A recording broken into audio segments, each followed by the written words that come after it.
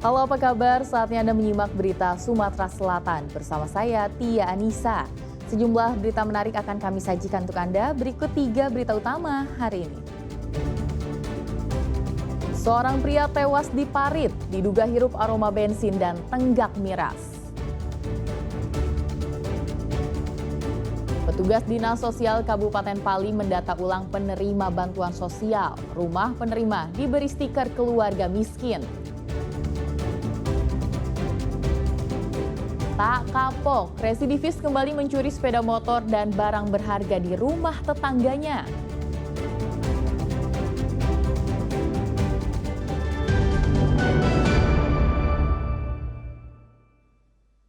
Kita ke informasi pertama.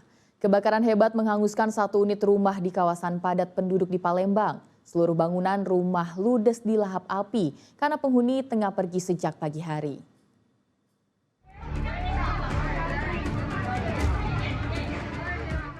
Satu rumah di kawasan padat penduduk di Jalan Ki Gede Ingsuro, Lorong Sungai Tawar, Kecamatan Ilir Barat 2, Palembang terbakar pada Senin siang.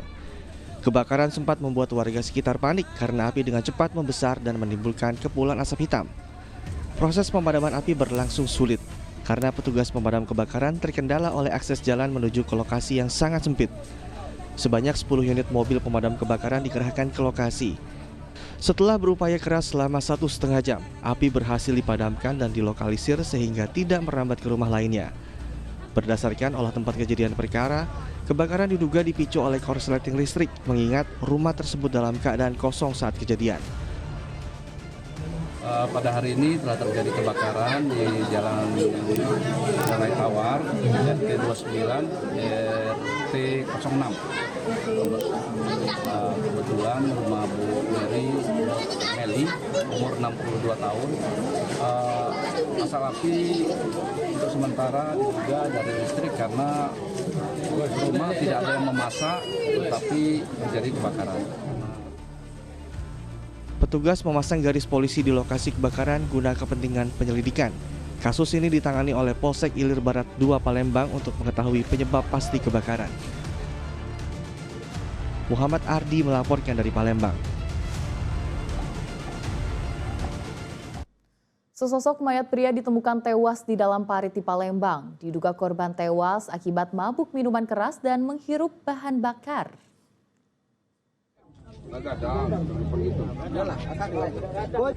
Seorang tukang bangunan yang sedang bekerja menemukan sesosok mayat pria di dalam parit di Kecamatan Gandus, Palembang.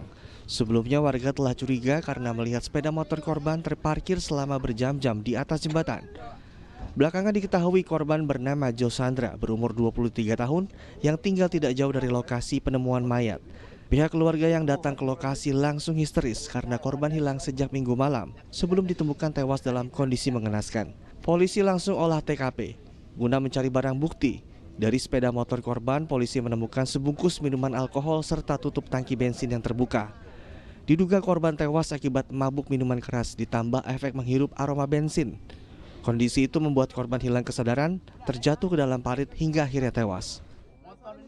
Belum ada petugas-petugas, jangan pernah disentuh kata gue kan, barang-barangnya. Apinya dua, jadi ada lengkap. Ada minum tua pula di situ. Ada apa? Ada tua. Tadi ditemukan di sungai, Pak, oleh warga. Sekarang prosesnya seperti apa? Untuk saat ini lagi kita dalami untuk penyebab kematiannya dan seperti apa kita dalami lagi. Untuk sekarang mayat kita bawa ke Rumah Sakit Bayangkara. Keluarga sudah tahu?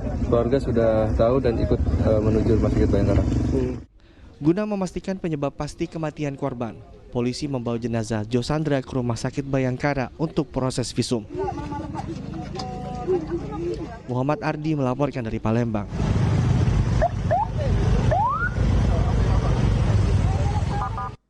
Sejumlah penerima program Keluarga Harapan di Kabupaten Pali mengundurkan diri lantaran rumahnya ditempelin stiker keluarga miskin. Penempelan stiker ini dilakukan petugas Dinas Sosial Kabupaten Pali saat mendata ulang penerima bantuan sosial. Petugas Dinas Sosial Kabupaten Pali didampingi petugas kepolisian mendatangi satu persatu rumah para penerima program Keluarga Harapan di wilayah Talang Ubi Barat, Kecamatan Talang Ubi, Kabupaten Pali. Kedatangan petugas untuk mendata ulang pada warga penerima bantuan sosial di wilayah itu. Dalam mendata, petugas juga menyiapkan stiker untuk dipasang di rumah para penerima bantuan. Pemasangan stiker bertuliskan keluarga miskin mendapat penolakan dari sebagian warga. Padahal mereka masih terdata sebagai penerima bansos. Menurut pihak Dinas Sosial Kabupaten Pali, di wilayah Talaung Ubi Barat ini tercatat ada 30 penerima program Keluarga Harapan yang mengundurkan diri. Pun BPNT ataupun lainnya. Ini adalah inovasi dari Lijamsel itu Kugari Bos. Jadi kita dengan menempelnya stiker ini langsung transparansi dengan masyarakat bisa melihat bahwa Dinas Sosial ataupun pemerintah Kabupaten Pali dalam hal ini tidak diam. Karena kami sudah bersama-sama pihak kelurahan, pihak desa juga itu sudah melakukan pemutakhiran dan pembaharuan data, tapi hasilnya tetap masih ada terjadi inklusi error masalah data. Pada pendataan kali ini, petugas Dinas Sosial Kabupaten Pali juga menemukan warga miskin yang justru tidak menerima bantuan sosial dari pemerintah. Tapi dihapus, nggak tahu. Tahun berapa itu, Bu? Dapat ya yang PKH itu dari mulai ada DPR itu nggak dapat lagi. Tahun ini? Nggak pernah dapat, sembako dihapus, PKH dihapus, bantuan BLT itu dihapus semua. Ya nggak tahu lah Pak, seandainya dikasih kami terima, nggak ya juga nggak apa-apa Pak. Dari data Dinas Sosial Kabupaten Pali, ada sebanyak 7.000 warga penerima bantuan sosial melalui program Keluarga Harapan. Pemasangan stiker merupakan kebijakan setiap daerah dalam melakukan pendataan agar penerima bantuan tepat sasaran. Dedi Ruwansyah melaporkan dari Kabupaten Pali.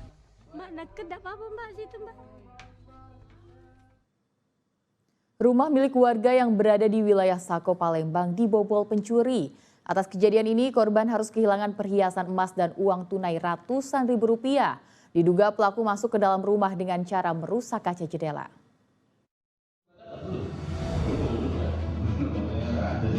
Dengan ditemani suaminya, perempuan bernama Risti Yuningsih melaporkan kasus pencurian yang terjadi di rumahnya di Jalan Sematang, Sako, Palembang.